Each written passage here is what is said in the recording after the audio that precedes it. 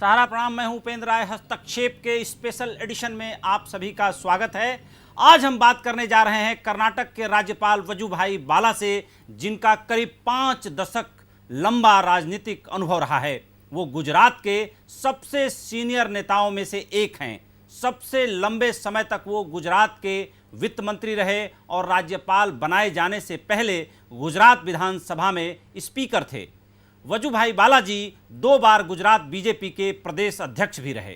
वो विधायक मंत्री बनने से पहले राजकोट के मेयर निर्वाचित हुए तो पानी के संकट को दूर किया और पानी वाले मेयर के नाम से भी मशहूर हुए। उन्होंने गुजरात में सहकारिता, पेयजल, आवास, सड़क यातायात और औद्योगिक विकास के लिए बहुत बड़ा काम किया। उन्होंने किसान हित में भी कई काम किए हैं। 1975 में आपातकाल का विरोध करने के कारण 11 महीने उन्हें जेल में भी बिताने पड़े। उन्होंने समाज के वंचित और गरीब लोगों के लिए भी कई काम किए हैं। वजुभाई वाला जी, हस्तक्षेप में आपका बहुत बहुत स्वागत है। नमस्कार। कर्नाटक में कोरोना संकट पर सरकार ने किस तरह कंट्रोल रखा है और उद्योग और कारोबार पर कितना असर पड़ा है सर? अजी, कर्नाटक में पहले से ही ये इंडस्ट्रियल स्टेट रहा है जी।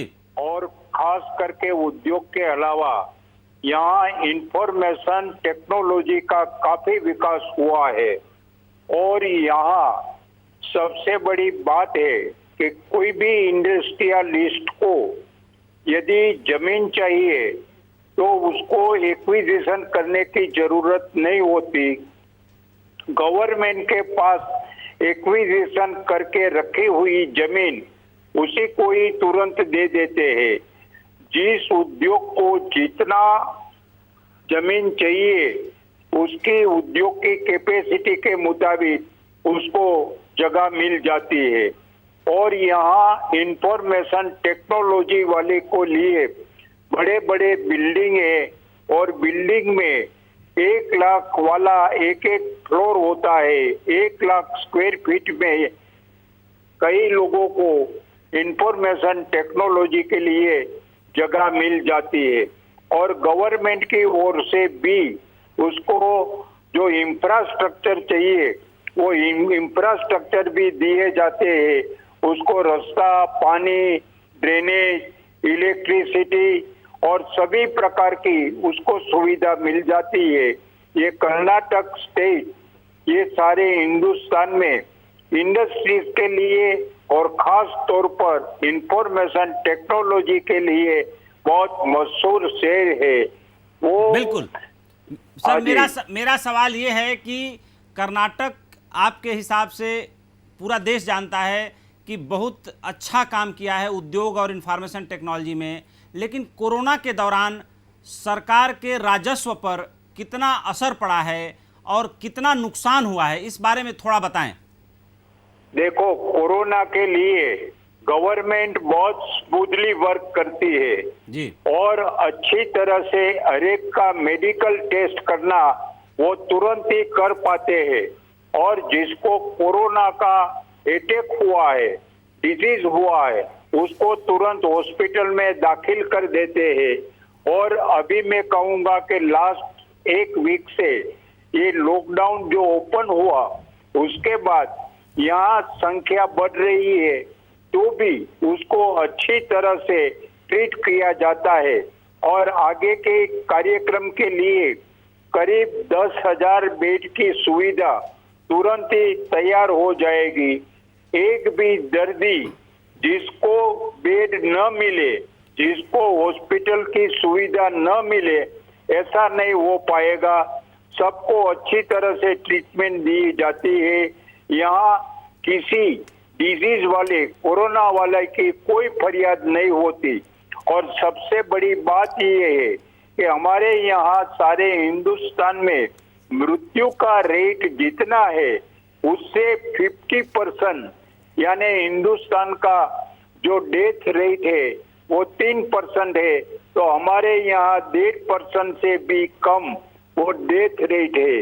यानी कि जो कोरोना के दर्दी होते हैं वो तुरंत सारवार लेकर अच्छे होकर अपने घर वापस चले जाते हैं। बिल्कुल। यहाँ की सुविधा बहुत अच्छी है, डॉक्टर और नर्सिस वो सब कोऑपरेटिव है और गवर्नमेंट सभी को जितनी सुविधा चाहिए इतनी सब सुविधा प्रोवाइड करती है।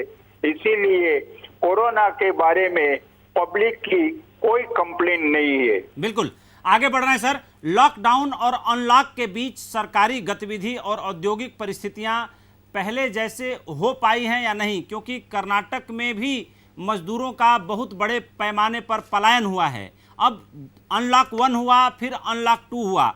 अनलॉक 1 और अनलॉक 2 के बाद औद्योगिक गतिविधियां चालू हो गई हैं। इंफॉर्मेशन टेक्नोलॉजी के दफ्तर पहले जैसे ऑपरेशनल हो गए हैं या लोग अभी भी घर से ही काम करना पसंद कर रहे हैं? कैसी स्थिति है कर्नाटक में सर? देखो, वो बात है, एक ट्रेडिंग की बात है और दूसरा इंडस्ट्रीज की बात है। ट्रेडिंग के बाद के लिए सब ओपन हो गए, मगर उसमें भी रिस्ट्रिक्शन रखा है, जी। उसी का समय तय है और कौन से लोग क्या काम करेंगे और पब्लिक को उपयोग हो उसके लिए गवर्नमेंट भी वही ट्रेडिंग को मदद करती है। और यहाँ जो इंडस्ट्रीज है वो इंडस्ट्रीज भी यहाँ चालू हो गई है। यहाँ के लोकल हमारे नजदीक के आंध्र प्रदेश, तमिलनाडु, केरला के सब मजदूर आकर हमारी फैक्ट्रियां चालू हो गई है। इंडस्ट्रीज भी चालू है, ट्रेडिंग भी चालू है और गवर्नमेंट ऑफिस कई 1/3 मेंबर यानी 1/3 कर्मचारी की वजह से चालू हो गया है। और जब गवर्नमेंट डिक्लेयर करती है कि जब अभी लॉकडाउन करने की जरूरत है तो हमने यहाँ नियम रखा है कि हर संडे को यहाँ लॉकडाउन होगा, तो पब्लिक भी उसको अच्छी तरह से रिस्पॉन्स देती है और पब्लिक की ओर से गवर्नमेंट को कोई फरियाद नहीं है और गवर्नमेंट की ओर से इंडस्ट्रीज वाले लोग, ट्रेडिंग वाले लोग और आम जनता को भी कोई यहाँ की कोई मुसीबत नहीं है। सब कार्य स्मूथली चल रहा है। बिल्कुल। कारपोरेट और इंटरनेशनल जो सिचुएशन है, कोविड-19 का कितना असर हुआ है? क्योंकि कर्नाटक से जो इंफॉर्मेशन टेक्नोलॉजी का जो व्यवसाय है वो विदेशों में बहुत ज़्यादा होता है। कर्नाटक में वोकल फॉर लोकल के लिए कितनी संभावना है? प्रधानमंत्री जी ने नारा दिया है वोकल फॉर लोकल, तो कर्नाटक में संभावना बहुत ज़्यादा है। उस दिशा में कर्नाटक सरकार किस दिशा में काम कर रही है वोकल फॉर लोकल के लिए? देखो, यहाँ के लोकल के लिए हमने यहाँ आंदोलन भी गवर्नमेंट ने कर दिया है कि हमारी देश की वस्तु ही उसको उपयोग करना। और जो आपने आईटी के बारे में कहा, वो आईटी जस्ट लाइक का एक्सपोर्ट वो कार्यक्रम है। हम यहाँ से आईटी के फॉरेन में एक्सपोर्ट करते हैं, वो भी हमारा आईटी सेक्टर अभी काफी प्रकार से प्रभावित होकर चालू हो गया है और फॉरेन में भी हम हमारा आईटी का जो हार्डवेयर और सॉफ्टवेयर होता है वो सभी हम उसी को प्रोवाइड करते हैं। वो कार्यक्रम भी अच्छी तरह से चल रहा है।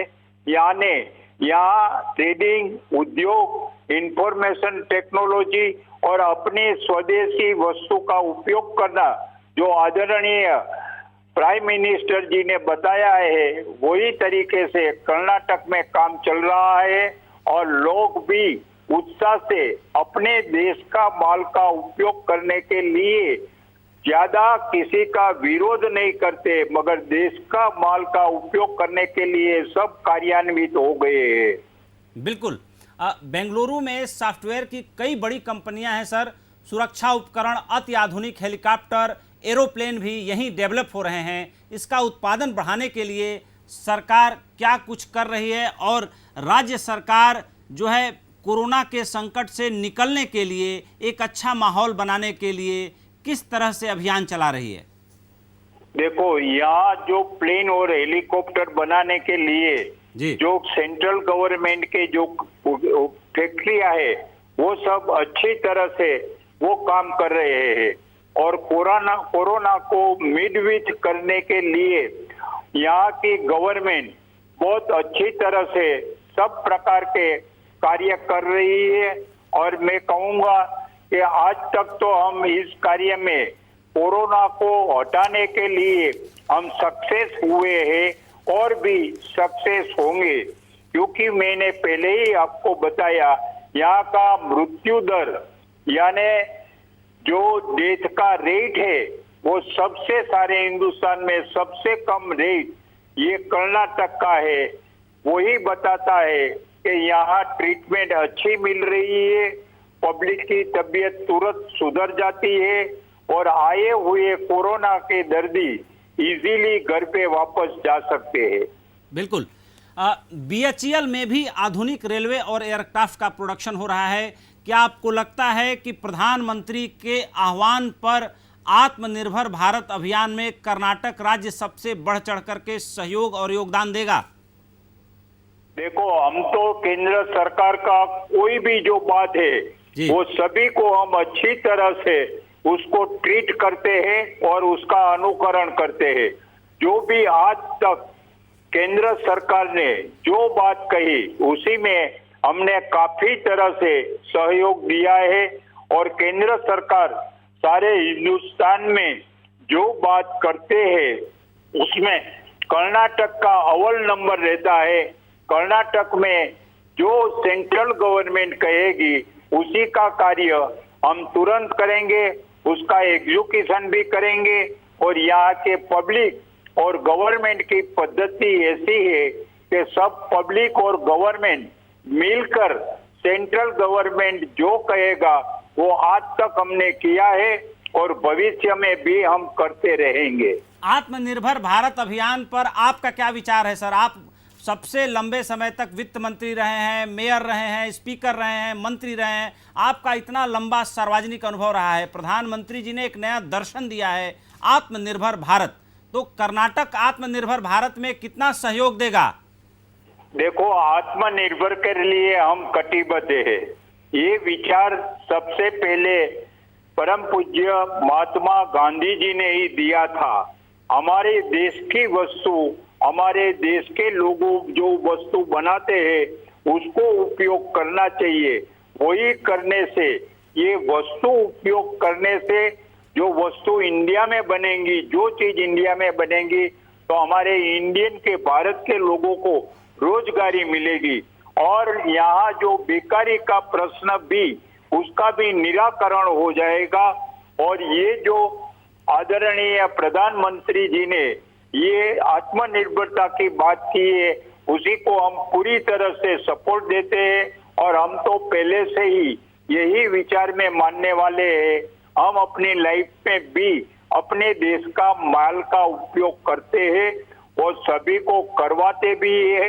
हमारे ग्रुप में जो जो लोग होता है वो विदेश वस्तु का उपयोग मत करो, अपने देश का वस्तु का उपयोग करो और अपने देश को, हर एक कर्मचारी को, हर एक कारीगर को अपने देश में काम मिले, इस विचार के साथ हम आज तक आगे बढ़े हैं और भविष्य में भी आगे बढ़ेगी। और उसमें कर्नाटक गवर्नमेंट और कर्नाटक के पब्लिक यानी कर्नाटक के लोग भी पूरे सहयोग दे रहे हैं और भविष्य में भी देंगे। बिल्कुल।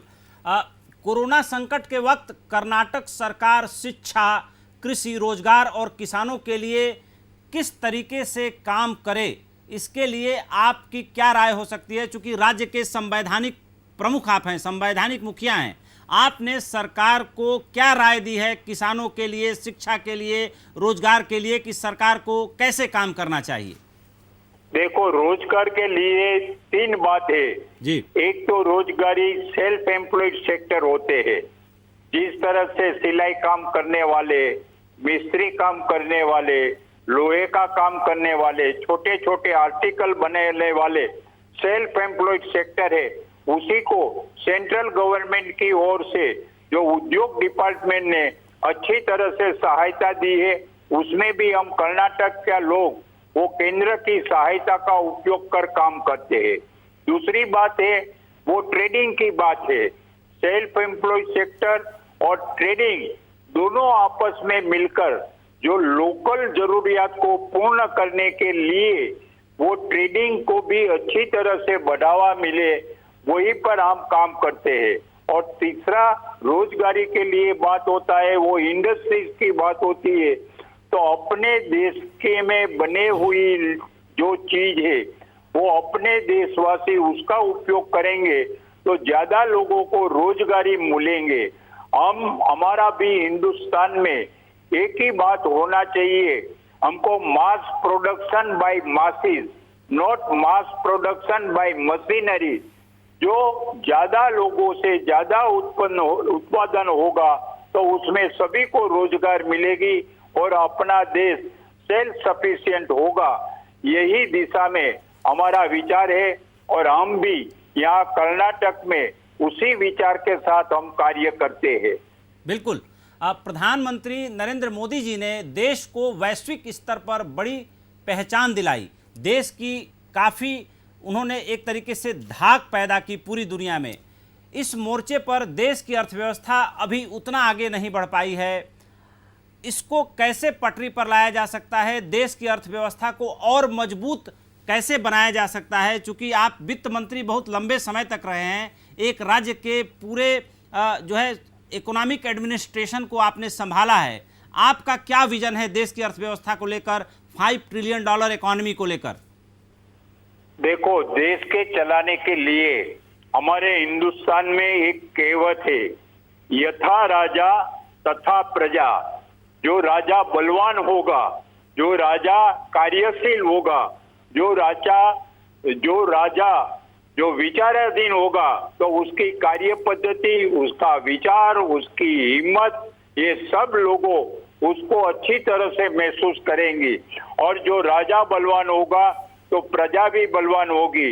हम कहते हैं कि हमारे देशवासियों के लिए एक ही बात होगी कि हम देश के लिए जिएंगे, देश के लिए मरेंगे और जब तक जीवंत रहेंगे तब देश के हमारे बांधवों के लिए हम कार्य करते रहेंगे। ऐसी दृढ़ मनोवृत्ति के साथ हमारे जो देशवासियों कार्य करेंगे तो ये देश सारे वर्ल्ड में, सारी दुनिया में हिम्मत वाला देश है, उसी की प्रतीति हो गई है। आज जब तक आज की परिस्थिति में हमारा देश का जो प्राइम मिनिस्टर है वो सारे वर्ल्ड को ऐसा लगा कि हिंदुस्तान का प्राइम मिनिस्टर हिम्मत वाला प्राइम मिनिस्टर है, न कभी झुकता है न कभी कार्य के लिए रुकता है। झुकना मत और रुकना मत, वो दो सिद्धांत के मुताबिक हमारा प्राइम मिनिस्टर कार्य कर रहा है। इसी तरह इस देश की प्रजा भी रुकना मत और किसी को झुकना मत, वही दृढ़ भावना से काम करेंगे तो हमारा देश की मजबूती और भी आगे बढ़ेगी। बिल्कुल। आपने सहकारिता आंदोलन से अपनी राजनीतिक यात्रा की शुरुआत की। आज गुजरात ही नहीं बल्कि देश भर में सहकारिता का मॉडल किसानों से दूर हो गया है और राजनीतिक दलों ने इस पर अपना कब्जा जमा लिया है। इसको दूर करने के लिए आपका क्या सुझाव है? सहकारिता किसानों के हाथ में रहे, राजनीतिक लोगों के कंट्रोल से थोड़ा इसे मुक्ति मिले, इसके लिए आपका क्या सुझाव है? ये जो सहकारी क्षेत्र की संस्था होती है ना, उसी के सब डायरेक्टर, उसी के चेयरमैन पर आधारित रहती है। मैं कहूंगा कि हमारे गुजरात में सहकारी क्षेत्र राजनीति वाले के आधार पर नहीं होता। सहकारी क्षेत्र वाला राजनीति वाले को चलाता है, इतना मजबूत है वो, उसकी सब सुविधा वो अपने डेलीगेट यानी अपने सभासदों को सहकारी क्षेत्र की संस्था ही उसको सब प्रोवाइड करती है। उसको राज्य सरकार की कोई जरूरत नहीं होती। राज्य सरकार के पास से बिना सहायता सहकारी क्षेत्र कार्य कर रहा है। जिसके पास जितना होगा वो पब्लिक को समर्पित कर रहे हैं, अरस परस काम करते।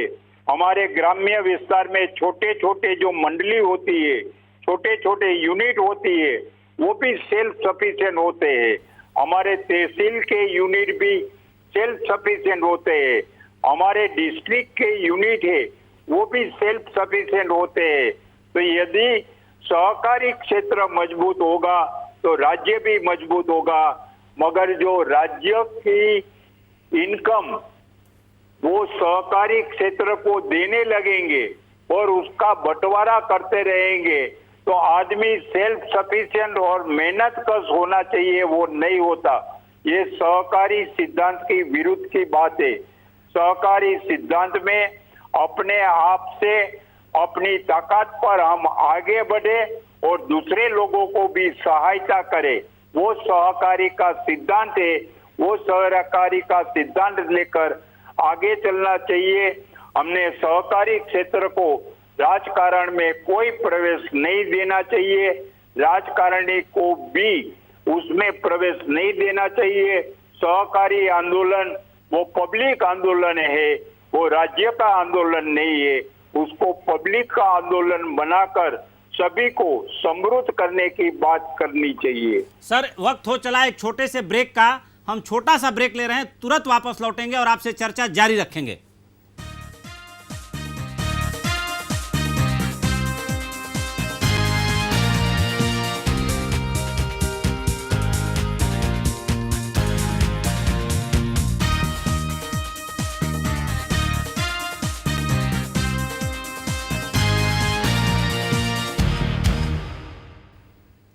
ब्रेक के बाद आप सभी का स्वागत है। हम बात कर रहे हैं कर्नाटक के गवर्नर वजुभाई बाला जी से। चर्चा जारी है। सर, अगला सवाल आपसे ले रहा हूं। गुजरात में वित्त, श्रम, रोजगार, आवास, परिवहन, राजस्व और ऊर्जा जैसे महत्वपूर्ण मंत्रालयों के मंत्री आप रहे। इस दौरान आपका सबसे पसंदीदा मंत्रालय कौन था और आपने उसे अपना पसंदीदा मंत्रालय कैसे बनाया, क्यों बनाया और क्या क्या महत्वपूर्ण योजनाएं लागू की? देखो, हम तो जो डिपार्टमेंट में रहे जी, उसमें सबसे ज्यादा समय वित्त मंत्री में रहे। बाकी सहकारी क्षेत्र है, ऊर्जा क्षेत्र है, रेवेन्यू है, हाउसिंग है, वो सभी में रहे। जब जब जो क्षेत्र में रहे तो हमने नवीन ही बात की। हमने जब ऊर्जा क्षेत्र में हम थे और हमारे चीफ मिनिस्टर आज के जो आदरणीय नरेंद्र भाई मोदी थे, उन्होंने एक प्रण लिया था, हम हर एक गांव में हर एक घर को हम बिजली देंगे। वो कार्य में हम सब डटे रहे और हमने ग्राम्य विस्तार को खेती के लिए वो भी इलेक्ट्रिसिटी दे दी और ग्राम्य विस्तार में 24 आवर्स हर एक गांव को, हर एक घर वाले को हमने इलेक्ट्रिसिटी भी प्रोवाइड की। सारे हिंदुस्तान में हर एक गांव में हर एक घर पर बिजली है, ऐसा कोई स्थान नहीं है, वो गुजरात स्थान है। वो ऊर्जा क्षेत्र में वही काम हमने किया था और हमने जो रेवेन्यू डिपार्टमेंट में भी हमने काफी सुधार हमने किया था। रेवेन्यू डिपार्टमेंट का दस्तावेज बनाना, उसकी कार्य पद्धति करना, उसमें कोई गलती ना हो, वो भी सुधार हमने काफी तरह से किया है। मगर मैं वित्त मंत्री काफी समय तक रहा और मैंने 18 दफे वो बजट हमने रजू कर दिया। 18 दफे हमने जो बजट किया उसमें एक दफे भी 1 रुपये का टैक्स नहीं डाला। बिना टैक्स का हमारा बजट था और हमारी राज्य सरकार बिना टैक्स वाले बजट से अच्छी तरह से चलती थी। हमारे शहरी विस्तार में जो ऑक्ट्रॉय का प्रॉब्लम था, वो ऑक्ट्रॉय का प्रॉब्लम का भी हमने निराकरण कर दिया। ऑक्ट्रॉय मुक्त हमने ये सब दरेक शहर को बना दिया।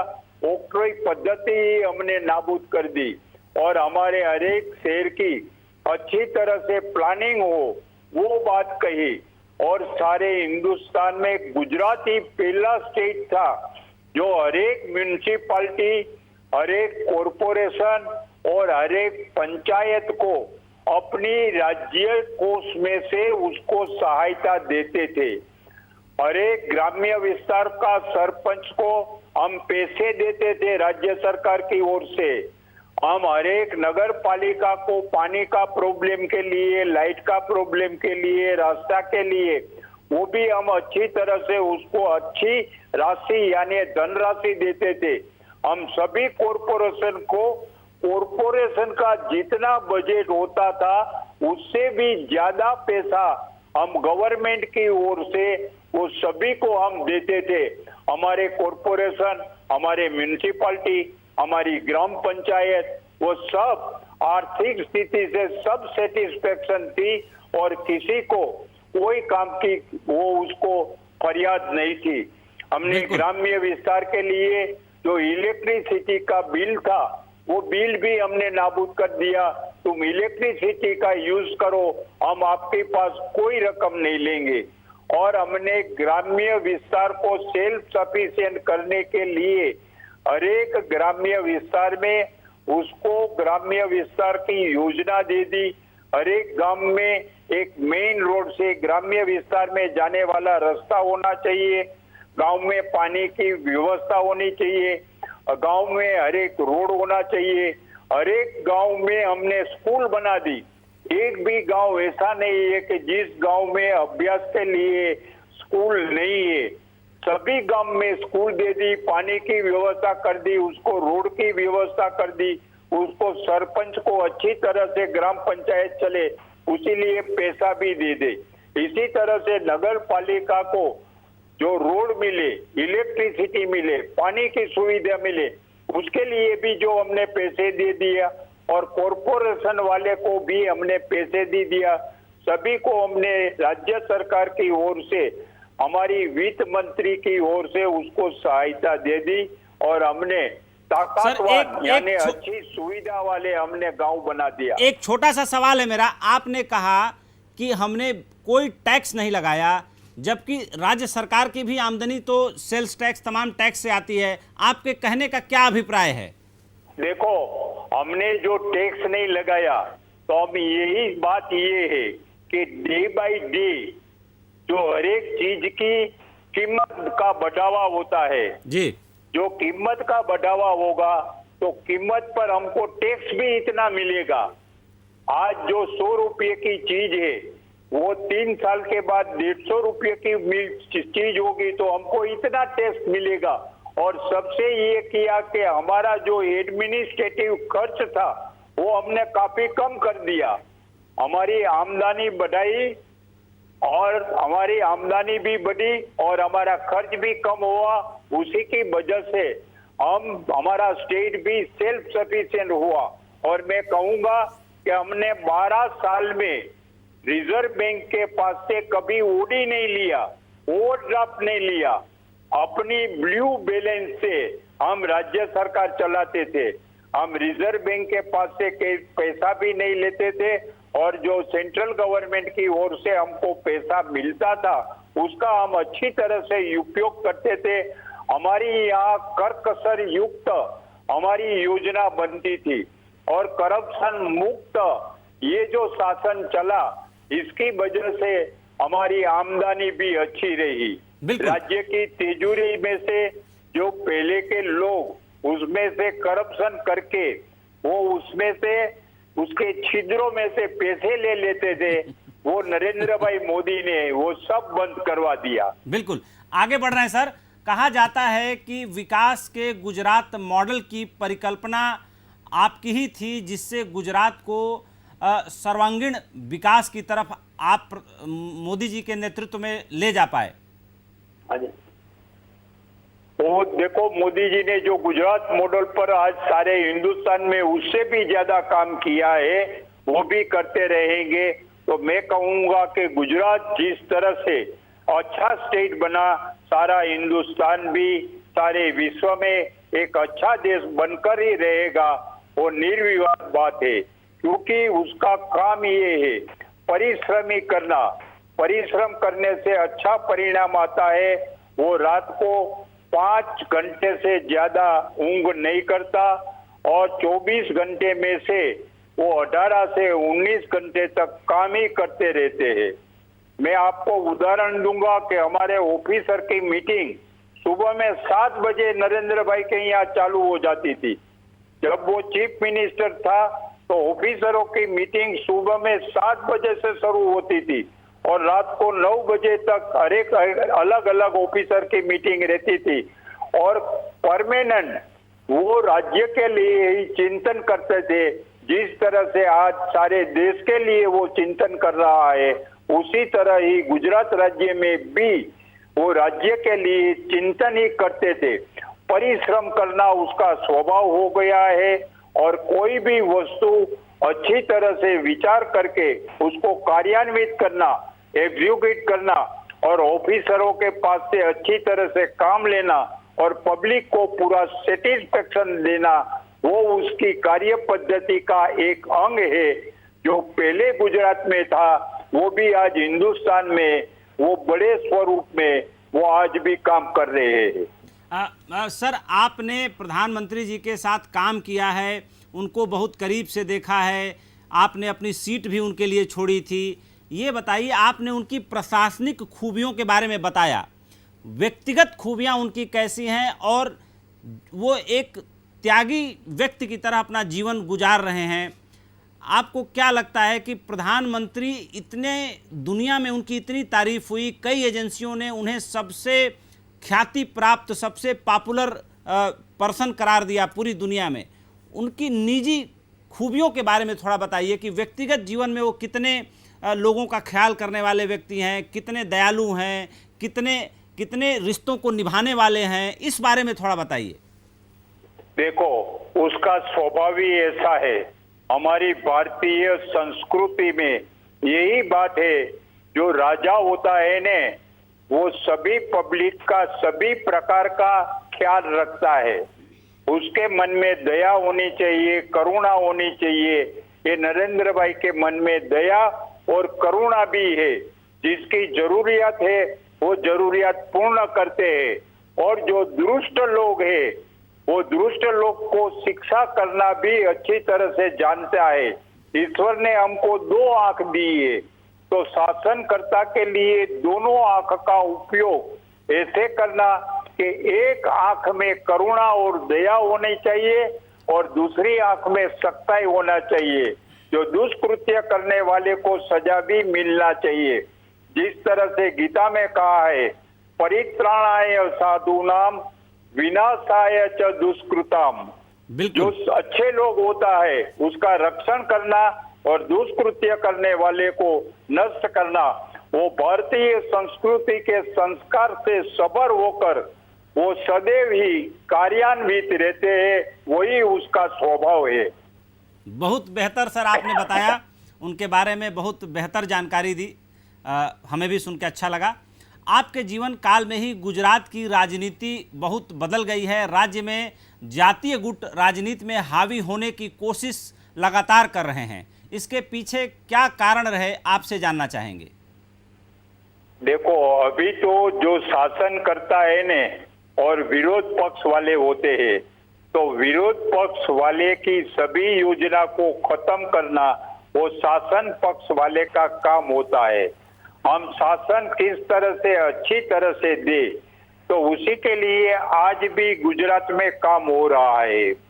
आज जो नरेंद्र भाई ने और अमित भाई शाह ने ये स्लोगन दिया था, अभी इस देश में कांग्रेस की जरूरत नहीं है, उसको नष्ट करना चाहिए। वही दिशा में गुजरात में भी जो कांग्रेस में से अच्छे लोग होते हैं वो रेजिग्नेशन देकर भाजपा में आते हैं। भाजपा वाला उसको एक्सेप्ट करते हैं और उसके अच्छी तरह से जिम्मेदारी देकर उसकी शक्ति का उपयोग करवाते हैं। वो अच्छी तरह से आज भी गुजरात सरकार गुजरात में काम कर रही है और कई सालों से वो गुजरात में जो नरेंद्र भाई चले गए उसके बाद भी 2 दफे इलेक्ट होकर वो गुजरात सरकार में भाजपा का शासन चल रहा है। उसका एक ही कारण है कि अच्छे लोगों को उपयोग करना, चाहे वो इंडिपेंडेंट हो, विपक्ष के लोग हो और अपने पक्ष के लोग हो, उसमें से अच्छे लोगों को उपयोग करना, यही दिशा में आज गुजरात काम कर रहा है। और गुजरात में न तो कोई ज्ञातिवाद का बात है, न कोई यहाँ माइनॉरिटी और मेजोरिटी की भी बात नहीं है। हम जब शासन में जो भाजपा वाले शासन में आए थे उसके पहले जो माइनॉरिटी और मेजोरिटी वाले के कई दंगे होते थे, मगर नरेंद्र भाई जब आए उसी के बाद एक भी वो माइनॉरिटी वाला और हिंदू लोगों और मुस्लिम लोगों में से किसी का भी दंगा नहीं हुआ है। सब शांतिपूर्ण साथ में मिलकर काम कर रहे हैं। बिल्कुल, वो सबसे बड़ी उपलब्धि है गुजरात की। आपने अमित भाई शाह का नाम लिया। गृह मंत्री के रूप में उन्होंने धारा 370 और 35A को प्रधानमंत्री के नेतृत्व में खत्म करने का जो साहसिक निर्णय लिया है, CAA जैसे कानूनों को लागू कराया है। अमित शाह जी इतने दृढ़ प्रतिज्ञ कैसे हैं, उनके बारे में थोड़ा सा बताइए। आपने तो उनको शुरुआती दिनों से देखा होगा, वो बड़े जो है लौह पुरुष की तरह, जैसे सरदार पटेल जी को अपना आदर्श मानते हैं, काम भी उसी तरह से कर रहे हैं। तो उनके बचपन के दिनों की जो निर्णय लेने की क्षमता थी वो कैसे थी? देखो, पहले से ही मैं कहूंगा कि चाहे नरेंद्र भाई हो, चाहे अमित भाई हो, चाहे आज गुजरात के हमारे जो चीफ मिनिस्टर विजय भाई रूपाणी हो, और मैं यहाँ गवर्नर बैठा हूँ वजूभाई वाला, वो सब राष्ट्रीय स्वयंसेवक संघ के स्वयंसेवक है। हम जब बाल्यावस्था में थे, 12-14 साल की उम्र में, कभी जो हम RSS में जाते थे तो एक ही भावना है कि इस राष्ट्र को स्ट्रेंथन बनाना। भारत की भूमि हमारी मातृभूमि है और मातृभूमि के लिए कार्य करते रहो। किसी से डरना मत, किसी को डराने का मत, डराना भी मत, डरो मत, डराना मत, और किसी की चापलूसी मत करना। यही जो हमारी जीवन की पद्धति हो गई है, इसकी वजह से चाहे नरेंद्र भाई हो, चाहे अमित भाई हो, सभी हिम्मत वाले लोग हैं और राष्ट्र को समर्पित करने वाले लोग हैं। वो कभी किसी से झुकेगा नहीं और कार्य के लिए, कोई भी काम के लिए रुकेगा भी नहीं। ये सब RSS का संस्कार सभी में है। वो सभी लोग आज वही दिशा में काम करते हैं। चाहे हमारा अरुण जेटली जी था, वही दिशा में काम करते हैं। नड्डा जी है, वही दिशा में काम करते हैं। हमारा जो थिंकिंग है वो राष्ट्र को मजबूत करने के लिए हिम्मत से आगे बढ़ो, वही हमारा एम है। बिल्कुल। आपने अटल बिहारी वाजपेयी को अपना आइडियल माना है। क्या नई पीढ़ी के नेता भी अटल जी को राजनीति में अपना आइडियल मान रहे हैं? अटल बिहारी वाजपेयी वो सभी अपनी ये मातृभूमि को रक्षण करना, वही उसके दिल में भावना थी। वो उसी ने अपनी समस्त जिंदगी राष्ट्र को समर्पित की। आज जो नरेंद्र भाई मोदी ने अपनी समस्त जिंदगी राष्ट्र को समर्पित की, वो अटल जी ने भी वो राष्ट्र को समर्पित किए। वो हमारे लिए प्रेरणा का स्रोत है। वो उन्होंने कभी किसी को चापलूसी नहीं की।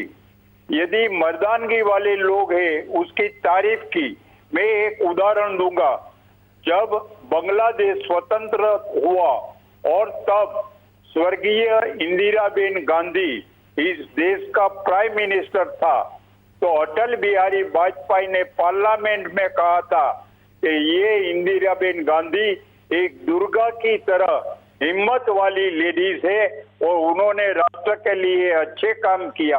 मैं यही उदाहरण देना चाहता हूँ कि विपक्ष के लोगों का भी अच्छी तरह से राष्ट्र के बारे में अच्छा काम किया तो उसकी तारीफ करना वो हमारी जिम्मेदारी है। वो उदाहरण अटल बिहारी वाजपेयी ने भी दिया था। इसी तरह पंडित नेहरू ने भी अटल बिहारी वाजपेयी पर विश्वास रखकर उसी को विदेश में कोई भी बात की चर्चा करने के लिए भेजना है, तो पंडित नेहरू भी अटल बिहारी वाजपेयी पर विश्वास रखकर उसी को भेजते थे। वो पंडित नेहरू की भी पॉजिटिव थिंकिंग था। अटल बिहारी वाजपेयी ने इंदिरा जी की तारीफ की, वो भी पॉजिटिव थिंकिंग था। वो पॉजिटिव थिंकर वो अटल बिहारी वाजपेयी था। और जो आदमी पॉजिटिव थिंकर होता है उसका कार्य भी हमेशा पॉजिटिव ही रहता है। इसी तरह से अटल बिहारी वाजपेयी हमारे लिए प्रेरणा का स्रोत है। बिल्कुल। अब हम आखिरी 2 सवाल ले रहे हैं, इंटरव्यू के आखिरी चरण में पहुंच चुके हैं सर। आप संवैधानिक पद पर हैं और सियासत का लंबा अनुभव भी रखते हैं। क्या आपको लगता है कि संसदीय परंपरा में हॉर्स ट्रेडिंग और दल बदल की कुरीतियां जल्द ही खत्म हो जाएंगी या इन्हें कानून बनाकर खत्म करना चाहिए? क्या करना चाहिए आपको? मैंने कहा कि जो दल बदल होता है, जो हॉर्स ट्रेडिंग होती है, विधायकों की, सांसदों की खरीद फरोख्त होती है, ये इनको कानून बना के खत्म करना चाहिए। चूंकि आप संवैधानिक पद पर हैं, आपने लंबा अनुभव राजनीति में आपके पास इस समय है, आपको नहीं लगता कि एक कानून बनाने की जरूरत है और दल बदल और हॉर्स ट्रेडिंग को खत्म करने की जरूरत है? देखो, ये डिफ्लेक्शन एक्ट में पहले जो था उसमें काफी सुधार आया जी। पहले कोई भी पार्टी के चुने हुए लोग राज्य में 1/3 लोग पक्ष परिवर्तन करते तो उसको पक्ष परिवर्तन नहीं बोलते थे। वो आज 1/3 के अलावा 2/3 हो गया है जी। और हम ये चाहते हैं कि यदि आदमी कोई भी पक्ष में से 5 साल के ये चुनकर आता है तो कम से कम वो पक्ष परिवर्तन न करे, इसीलिए उसको 5 साल तक इलेक्शन लड़ने के लिए मना करनी चाहिए। क्योंकि पब्लिक ने एक दफे अपना जो कैंडिडेट चुनकर रखा था, वही कैंडिडेट वो 5 साल में दूसरी दफे जो चुनने के लिए आते हैं पक्ष परिवर्तन करके फिर से खड़ा रहता है। ऐसा नहीं होना चाहिए। मैं कहूंगा कि इसके बारे में भी सोच करनी चाहिए। पक्ष परिवर्तन बहुत बुरी बात है, पक्ष परिवर्तन नहीं करना चाहिए। आदमी में जो चुने हुए लोग रेजिग्नेशन देकर और फिर से इलेक्शन में खड़े रहते हैं दूसरी पार्टी से, वो नहीं होना चाहिए। एक टर्म के लिए जो आदमी चुनकर आया वो टर्म के लिए वो यदि पक्ष परिवर्तन करना चाहिए तो रेजिग्नेशन दे सकता है, मगर इलेक्शन में उसको खड़े रखने की मनाही कर देना चाहिए। बहुत बढ़िया सुझाव है सर आपका, बहुत बेहतर सुझाव दिया आपने। आखिरी सवाल आपसे ले रहा हूं, राजनीति के लंबे अनुभव के बाद आप एक संवैधानिक पद पर हैं, अब जीवन में आपका रोल बहुत ज़्यादा बदल गया है। आप क्या मानते हैं कि आपके सपनों का भारत कैसा होना चाहिए? सपनों का भारत ये है, भारत सारे विश्व में हमारी भारतीय संस्कृति को आगे बढ़ाना चाहिए। हम कभी राज्य की सीमा बढ़ाने की बात नहीं करेंगे, हम हमारी विचारधारा बढ़ाने की बात करेंगे और सारे विश्व को वसुदेव कुटुंबकम, सारा विश्व हमारा एक परिवार है और सारे विश्व को जिस तरह से हमने वो कहा है, सर्वे भवन्तु सुखिनः, सर्वे सन्तु निरामय, सर्वे भद्राणि पश्यन्तु, ना कश्चित दुख भाग भवेत्। सब सुखी हो, सब आरोग्यमय हो, किसी को कोई दुख न हो, वही सिद्धांत के साथ हम भारत देश की संस्कृति सारे विश्व में बढ़ाने चाहते हैं। हम राज्य की सीमा बढ़ाने नहीं चाहते, हम अपना विचार सारे विश्व में भारतीय संस्कृति का बढ़ाने के लिए हम कार्य करेंगे, वही हमारा एक उद्देश्य है। बिल्कुल। तो दर्शकों, हम बात कर रहे थे कर्नाटक के गवर्नर वजुभाई बाला जी से। सर, आपने सहारा न्यूज़ नेटवर्क से बात करने के लिए समय निकाला, इसके लिए दिल की गहराइयों से आपका धन्यवाद करता हूं। जिस तरीके से, जिस साफगोई से आपने मेरे सारे सवालों का जवाब दिया और हमारे दर्शकों ने बहुत गंभीरता से ये सारा इंटरव्यू और सारी चर्चा सुनी, इसके लिए वाकई बार बार आपका धन्यवाद करता हूं।